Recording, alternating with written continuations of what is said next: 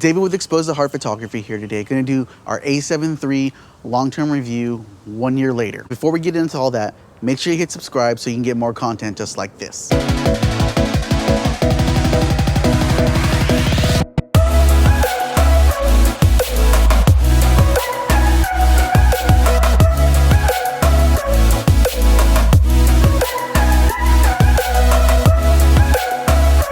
So after a year of use, what are my thoughts on this camera?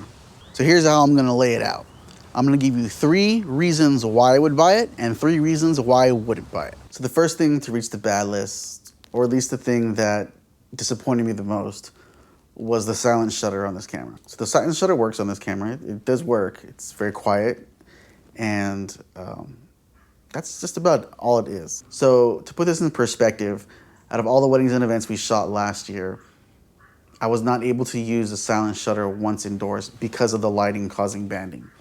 It just wasn't an option. Now, I know if you had the A9, I've heard that this is not really an issue, that the silent shutter on the A9 is of, I guess, higher quality, and you're not gonna get that banding issue in most scenarios. And so that was really the biggest letdown to me. I was really hoping that I could use the silent shutter more. I thought, well, maybe I could start using the silent shutter more for street work, and just kind of be a little bit more discreet with it.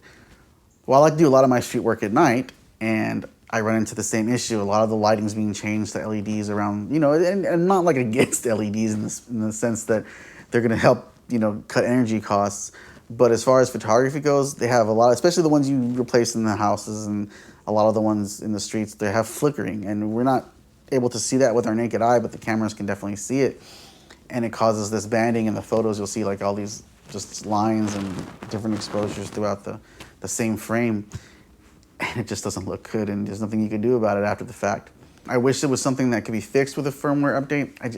I don't think it can be. I think it's something to do with the hardware, and this is why you're not paying the price of the A9 for this camera. It's about half the price, so I guess you shouldn't expect to have all those features into the camera. I just felt that, like, since the focusing system was very similar, I thought maybe the silent shutter would be very similar.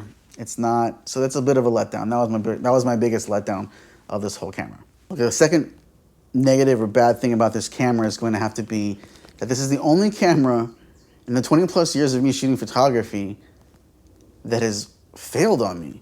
The shutter failed on me. It was destroyed, and I had to send it off for repair. So I don't know if I got a bad model or mine just happened to be defective.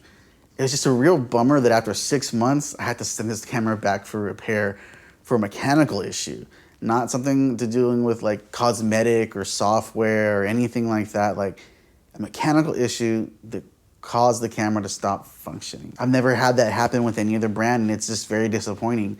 Considering this isn't even my first Sony to have owned. I've owned Sonys before this. I'm fully in the Sony ecosystem, and just to have a brand new camera fail on me, it's got to go in the bad list, right? I'm not saying that you're going to experience that and that every A7 III is going to have this problem. It's just something I feel that I have to mention because it is something that I ran into as someone who uses this camera to make money and put food on the table. I feel like if that's what you're looking for in this camera, you should at least know that about it. Okay, and the third bad thing to make the list is going to be there's no lock on the dials. I would so much prefer that there be a lock on both of these dials. So I find myself, even with the exposure compensation, I use a Black Rapid strap, and the camera will roll on my thigh, and it'll roll that setting back and forth. And I might not catch it the very first time I take a shot because I might just be pulling that camera up to grab a moment, and here it is, it's rolled up 3 exposures, or it's rolled down 3 exposures. And after you take your first photo, you're gonna realize that there's something up, and you correct for it, but you might have missed a moment that has been completely overexposed or completely underexposed to an image that's not savable anymore. It's not so much of an issue with the mode dial, although there have been instances that when I pull it out of the bag, or again rolling on my leg in the Black Rapid sling, that it will also roll, although not as easily, but it can roll and change to a different mode. And while, again, like, this is really easily correctable, you'll notice right away, it still happens at least once, and it can cut into time, or it can make you lose a moment that otherwise you won't be able to capture again. So the very first thing that I love about this camera is the autofocusing system. It is by far the very best system I have ever used. Now, is it the best autofocusing system out there? Well, that's up for debate.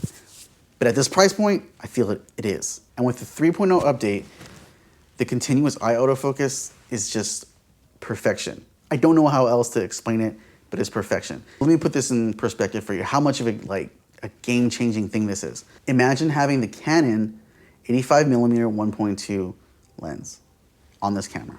With the continuous eye autofocus, you are gonna miss very few shots in a portrait session. It's gonna continuously lock on that eye and give you sharp photo after sharp photo.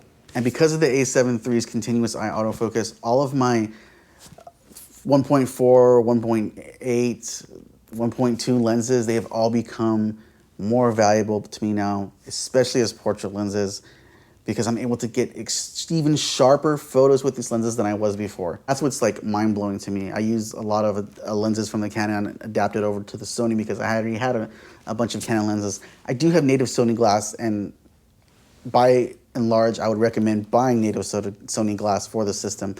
But with the MC11 adapter from Sigma, a lot of my lenses I've been able to move over, and really I'm not losing very much, if any, performance out of them. Back to what I was talking about is that because of this continuous eye autofocus, a lot of these portrait shoots now that I'm doing at these lower apertures are just so much more sharp. There are so many more keepers because it's able to lock on the eye, and I'm not having to worry about focusing and recomposing, I compose, it finds the eye for me, and I take my picture.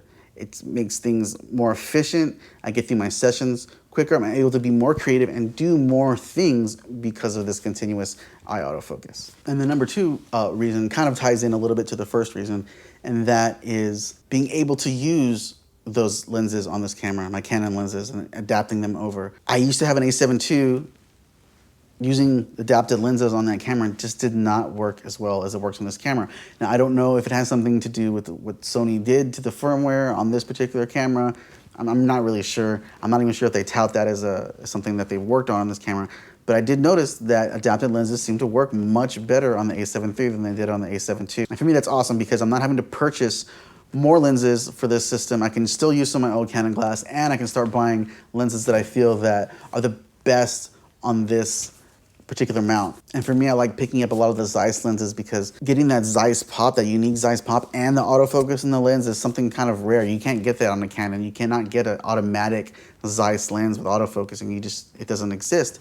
They do have great lenses available for the Canon system, but they're all manual focus. And for me, I just prefer using autofocus, and I have that on the Sony. And the third and final reason why you should buy this camera are the video features. And you might be telling me, hey, well, I don't care about video. I don't do video. I'm just a photographer. I only take pictures. And that's great. I get that. And there are a lot of people who just take pictures and don't need the video features.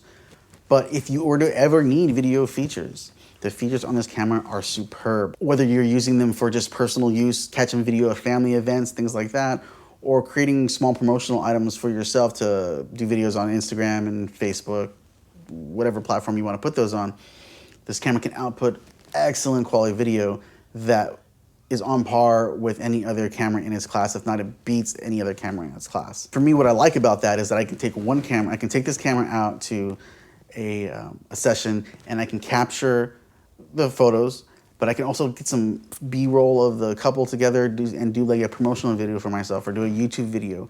And I only have to bring one camera with me. I'm not having to pull out a whole nother system and get that video. That this camera can do both things for me. I love that. So much in fact that the two presets that you see on top on the mode dial, they have a 1 and a 2, I have those both set up for video modes. I have the first one is set up for like a run and gun, just 24 frames per second, 4K image, and the other one is set up for 120 frames per second, 1080 image. And that's what I use. I just switch that to the preset 1, and I get some 24p footage, and then I'll switch it to preset 2 and get some slow-mo B-roll, and I'm good to go. It's really set up really quickly.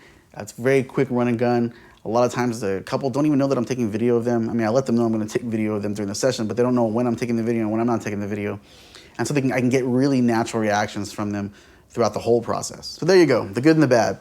The reasons why you should buy this camera and the reasons why you shouldn't. Well, thanks for watching. Make sure you subscribe, help us get to that 500 sub mark, and we'll catch you later. Peace.